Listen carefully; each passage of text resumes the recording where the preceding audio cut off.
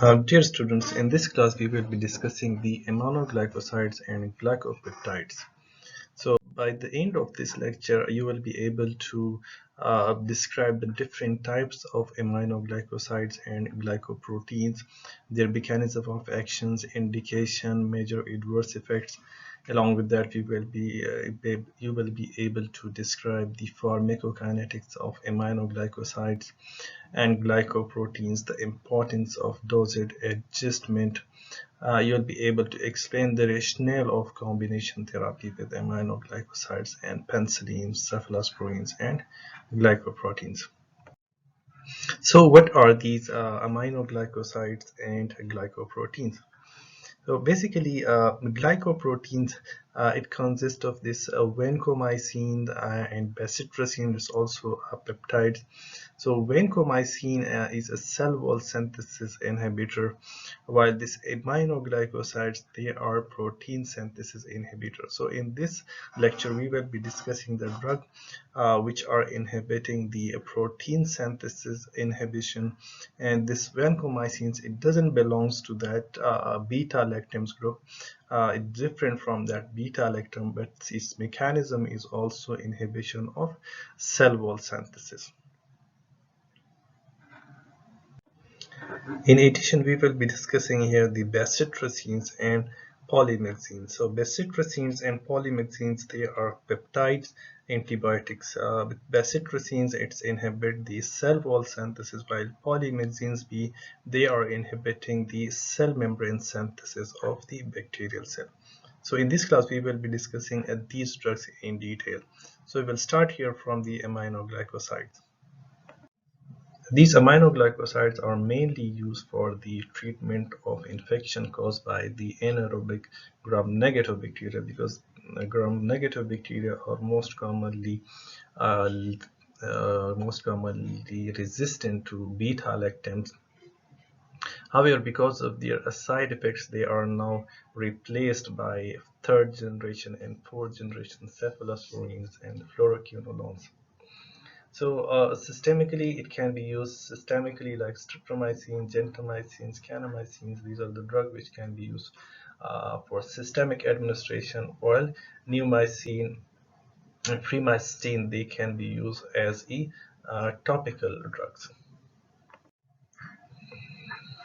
So streptomycin was discovered in 1944. It is bactericidal antibiotics and interfere with the protein synthesis, the 30 ribosomal subunit of the bacterial cell. So we will discuss that there are some drugs which can inhibit the 30S unit of the bacterial cell, while some drugs, they are affecting the 50S unit of the bacterial ribosomal subunit. So this ribosomal subunit of bacteria is different from humans. Humans have 60 and 40 ribosomal unit, while these bacteria have 30 and 50 ribosomal subunit.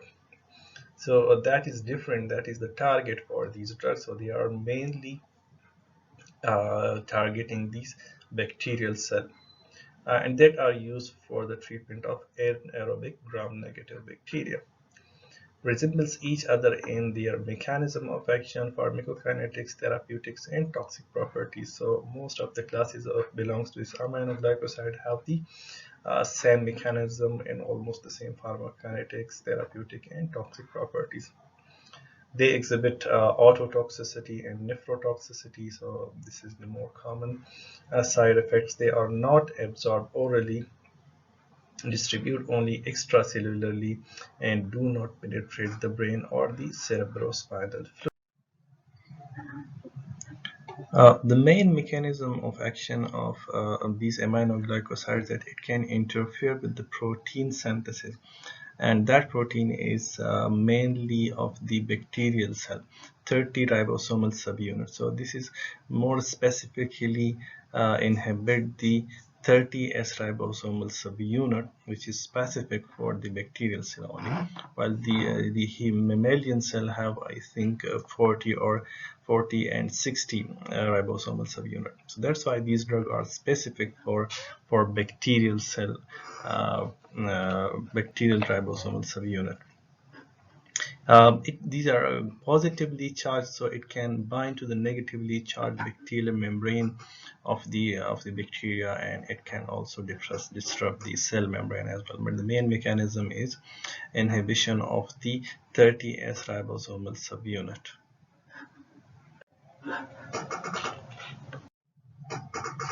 Antibacterial spectrum that we have already discussed, mainly they are effective against the gram-negative aerobic bacilli, while only it can be effective against only few gram-positive cocci, but mainly its action is against gram-negative bacilli. They are not effective against the gram-positive bacilli, gram-negative cocci, and anaerobes. Most of these drugs which are inhibiting the protein synthesis, they have to enter the cell, so it's difficult to cross the thick peptidoglycan layer of the gram-positive bacteria. That's why they are their main target are the gram-negative bacteria. Pharmacokinetics, they are highly polar basic drugs. So if they are polar, so that means they can be poorly absorbed after oral administration. Same, their metabolism is also very insignificant because they are already polar. So when they reach to the kidney, then they can be easily excreted through kidney in the unchanged form. That's why it has to be administered parenterally or applied locally for local infection.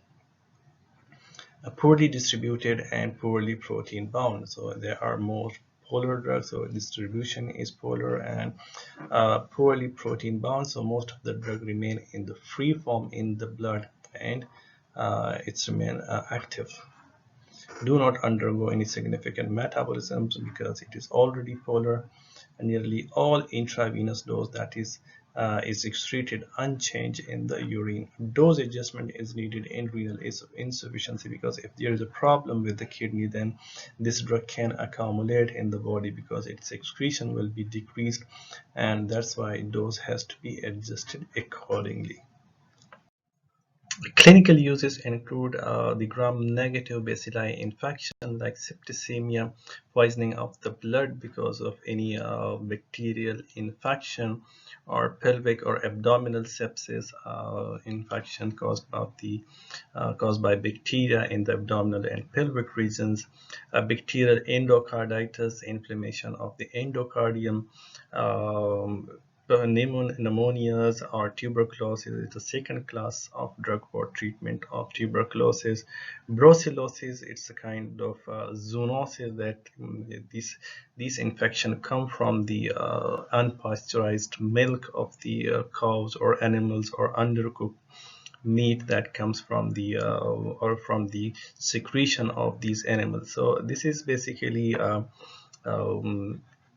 an animal disease or animal infection, but that can be transmitted from animals to humans. That's why this meat or ilk has to be properly cooked, and meat has to be properly cooked in order to inhibit these kinds of infection. Topical neomycin can be used for topical infection like the conjunctiva or the external ear, so they are applied topically on the eyes or on the ear for infections that is causing the infection in the eye, conjunctiva, or in the ear. These aminoglycosides can be ototoxic or nephrotoxic, depends on the peak plasma concentration of the drug and the duration of the drug. So if it can be used for a long time, it can accumulate in the ear and causes the nephrotoxicity or impairment in the hearing. Or nephrotoxicity depends on the dose and duration of use for these drugs. So it goes from mild to moderate or severe nephrotoxicity. Neuromuscular blockade, it displaces the calcium from the neuromuscular junction, so that could lead to paralysis as well. So neomycin, streptomycins are most likely to produce this neuromuscular blockade, while tobramycin is least likely to produce this neuromuscular blockade. Skin rash, this is common side effects of these drugs. And nephrotoxicity, that where gentamicin, amikacin, and tobramycins are more toxic than streptomycin. So they are more nephrotoxic than streptomycin. So less responsible for 10 to 15% of all renal failure cases. Well, it's reversible if the drug is discontinued. Precautions and contraindications. So it can cross the placenta and can reach into the fetal circulation, and where it can cause the ototoxicity. So therefore it is contraindicated in pregnancy with other ototoxic agents like furosemide and minocyclines. They are also ototoxic, so it can increase the risk of ototoxicity. And vancomycin and cisplatins, these are nephrotoxic, so it will increase the nephrotoxic side effect of these drugs. Elderly patients, they already have some problems with these organs like liver or kidney, so that has to be used in caution for in elderly patients. Those patients with kidney disease, cutaneous use, caution use of muscle relaxants, because it is also displacing the calcium from the neuromuscular junction. So it will enhance the action of a muscle relaxant, and do not mix with other drugs in the same syringe. So gentamicin is the second class in this group, and it is the most commonly used drug of the aminoglycosides. It is more potent than streptomycin and has broad spectrum of action against a variety of bacterial infection. It has low cost, reliability of use, and long experience, which has made this a more commonly used drugs. It acts synergistically with other drugs which are inhibiting the cell wall. So that will inhibit the cell wall, and these drugs will inhibit the protein synthesis. So both of them, basically, these drugs will increase the permeability of streptomycins or this gentamicin into the cells. That's why these drugs act synergistically with gentamicin. Relatively more nephrotoxic. This is one of the side effects, that it has more nephrotoxic action as compared to streptomycin. And now the glycoprotein antibiotics. Glycoprotein antibiotics, it includes this vancomycin, teicoplanin, or the prototype of this class of antibiotics. It does not show cross resistance with beta-lactams or bacitracin. So what does that mean? That means if any bacteria has evolved resistance to beta-lactams or bacitracins, that resistance might not be applicable to glycoprotein antibiotics. So and glycoproteins antibiotics might still be effective against those bacteria which have evolved resistance to beta-lactams or bacitracins. That's why these are the life-saving drugs in case of MRSA. Remember, methicillin-resistant Staphylococcus aureus, which have evolved resistance to that methicillin and beta-lactams group. So that's why these are more effective and a life-saving drug in the treatment of methicillin-resistant Staphylococcus aureus. Mechanism of action, it inhibits the cross-linking of peptidoglycan. So where it binds, basically these polymers are joined together with other polymers to form this peptidoglycan layer. So these drugs inhibit the combination of different polymers to form this peptidoglycan layer, and this causes the destruction of the bacterial cells. Sometimes these bacteria can evolve resistance and can mutate these binding sites, and then the drug is unable to bind to its site, and then these drugs become ineffective in certain cases. So vancomycin is a tricyclic glycopeptides that has become increasingly important because of its effectiveness against multiple drug-resistant organisms such as methicillin-resistant Staphylococcus aureus and Enterococci, MRSA, which we have discussed. These are superbugs. So they have evolved resistance to that methicillin, beta-lactam groups, and uh, the, these vancomycin is effective against these types of bacteria. Vancomycin is effective primarily against gram-positive organisms. It has been life-saving drugs in the treatment of MRSA.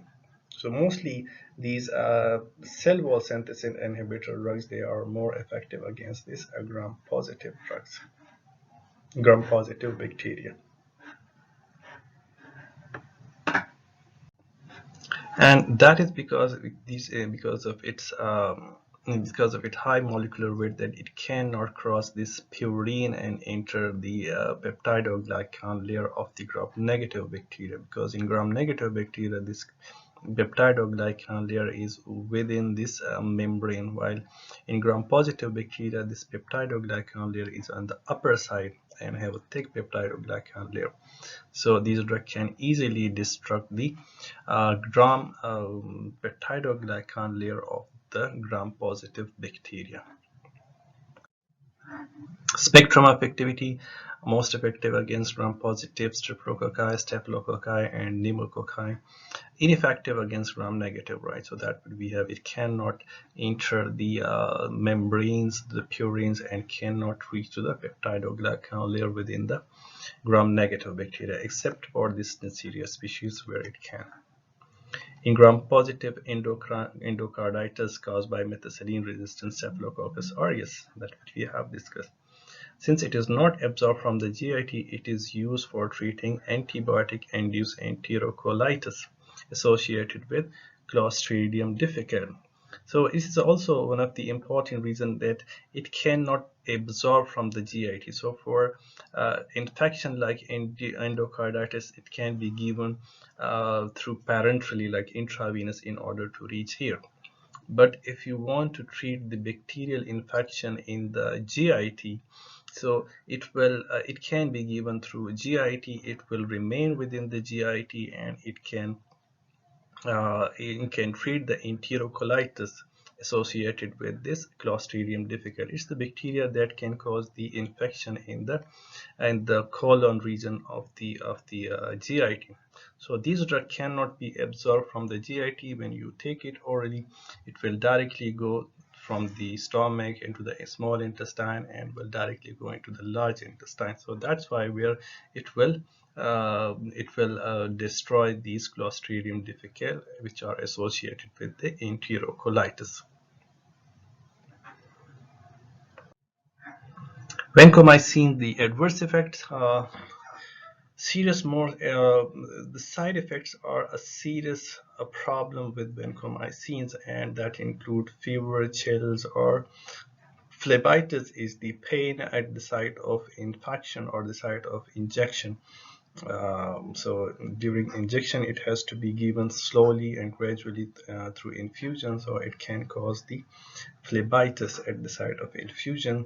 Along with that, this red man syndrome, this sort of flushing, it's also flushing, and shock result due to histamine release caused by rapid infusion. That's why these drug has to be given slowly and gradually through infusion in order to avoid this flush or red man syndrome or this hypersensitivity reaction.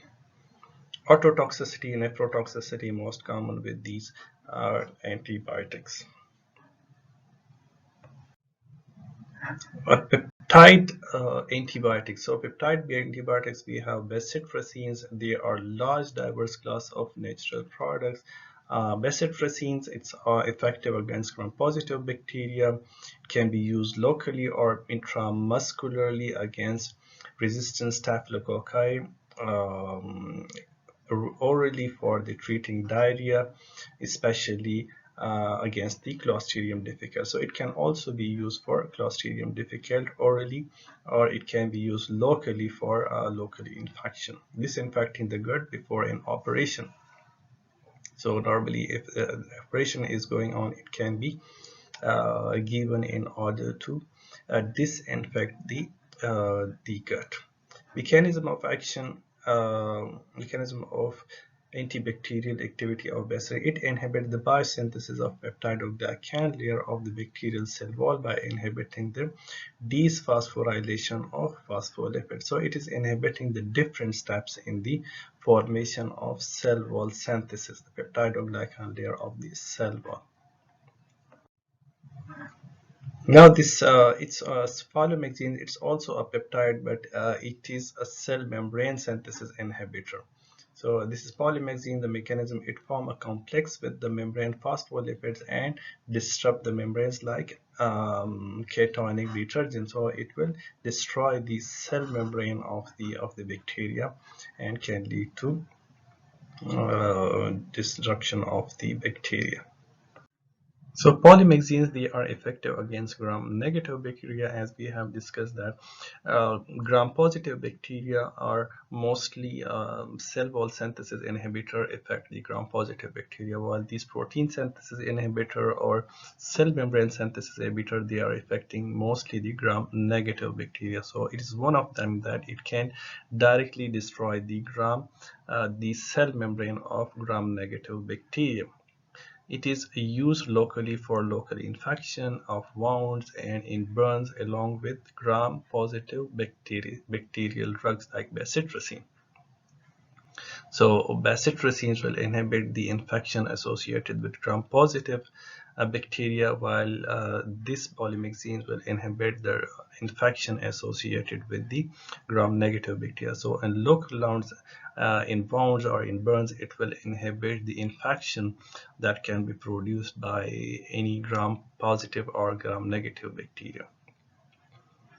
It is used orally for the treatment of GIT infection. Orally, it can be given, and because it is less absorbed after oral administration, so it will disinfect the GIT like others.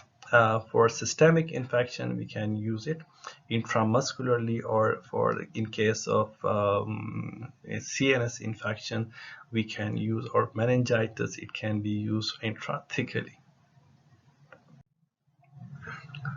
So to summarize this lecture, we have discussed the cell wall synthesis inhibitors like glycoproteins and peptides. And glycoproteins, we have discussed the vancomycins, very effective against the methicillin-resistant Staphylococcus aureus, and the main side effects are red man syndrome if they are given through rapid infusion. So that's why it should be given slowly and gradually. While in peptide, we have discussed the bacitracins, which is inhibiting the cell wall synthesis inhibitor, and polymyxin B, it is the cell membrane synthesis inhibitor. So polymyxin B are effective against gram-negative bacteria, while bacitracins is mostly effective against gram-positive bacteria. So aminoglycoside, we have discussed that it can be used systemically or topically. Systemically, it can be used through parenteral administration because it cannot be reabsorbed from the GIT. That's why if you want to have a systemic effect from this drug, then it can be used intramuscularly or intravenously. For a GIT infection, it can be given through oral route because it will remain within the GIT. For maximum or synergistic action, it can be used with cell wall synthesis inhibitor.